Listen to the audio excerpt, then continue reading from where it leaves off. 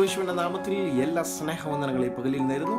ഈ പകലിൽ ഒരു ചെറിയ ചിന്ത നിങ്ങളുമായി ഒരുമിച്ച് പങ്കിടുവാൻ ഞാൻ ദൈവകൃപയിൽ ആശ്രയിക്കുന്നു. നിങ്ങളുടെ സ്വതേ വിലാപങ്ങളുടെ പുസ്തകം 3-ാം അധ്യായം അതിൻ്റെ 22-ഉം 23-ഉം വാക്യത്തിലേക്ക് ക്ഷണിക്കുന്നു. അവിടെ നമുക്ക് ഇങ്ങനെ കാണുവാൻ സാധിക്കും: നാം മുടിഞ്ഞു പോകാതിരിക്കുന്നത് ദൈവത്തിന്റെ ദയയാകുന്നു. അവന്റെ കരുണ തീർന്നു പോയിട്ടില്ലല്ലോ. അത് രാവിലെ തോറും പുതിയതും നിന്റെ വിശ്വസ്തത വലിയതുമാകുന്നു. അങ്ങനെയെങ്കിൽ ഈ പകലിൽ നമ്മളുമായി ഒരുമിച്ച് ചിന്തിക്കുവാൻ ആഗ്രഹിക്കുന്നത് ഈ വചനത്തിൽ നിന്നാണ്. അതെ, ജീവിതത്തിൽ പലപ്പോഴും യോനയെ പോലെ ദൈവത്തിന്റെ വാക്ക് കേട്ടിട്ട് ദൈവത്തിന്റെ ദൂതിനെ അനുസരിക്കാതെ, പലപ്പോഴും ദൈവം തന്ന ലക്ഷ്യത്തിലേക്ക് യാത്ര ചെയ്യാതെ പലപ്പോഴും തെറ്റിപ്പോകുന്നവരല്ലേ? അതെ, ഒരുപക്ഷെ നമ്മുടെ ജോലിയോടുള്ള ബന്ധത്തിൽ, ഒരുപക്ഷെ നമ്മുടെ സാഹചര്യങ്ങളോടുള്ള ബന്ധത്തിൽ പലപ്പോഴും ദൈവത്തിന്റെ വാക്കുകളെ അനുസരിക്കാതെ, പലപ്പോഴും നമ്മുടെ ഇഷ്ടത്തിനനുസരിച്ച് യാത്ര ചെയ്യുന്നവരല്ലേ?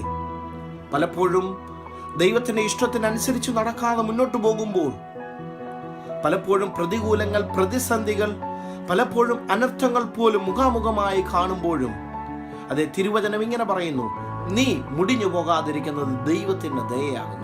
അങ്ങനെയെങ്കിൽ ദൈവത്തിന്റെ കരത്തിലേക്ക് നിന്നെ തന്നെ സമ്പൂർണ്ണമായി സമർപ്പിക്കുക. പലപ്പോഴും അനർത്ഥം നിനക്ക് വ്യസന കാരണമായി തീരാതെ, പലപ്പോഴും നിന്റെ മുൻപിലുണ്ടായ പ്രതികൂലങ്ങൾ നിന്നെ ദുഃഖിപ്പിക്കാതെ, പലപ്പോഴും നിന്നെ താങ്ങിയതെന്തെന്നറിയാവോ? അത് ദൈവത്തിന്റെ കരുണയാകുന്നു. അങ്ങനെയെങ്കിൽ ആ കരുണ ഇപ്പോഴും നിന്നെ പിന്തുടരുന്നു. തിരുവചനത്തിൽ സങ്കീർത്തനം 23 ഇങ്ങനെ പറയുന്നു: നന്മയും കരുണയും എൻ്റെ ആയുഷ്കാലം ഒക്കെയും നിന്നെ പിന്തുടരും.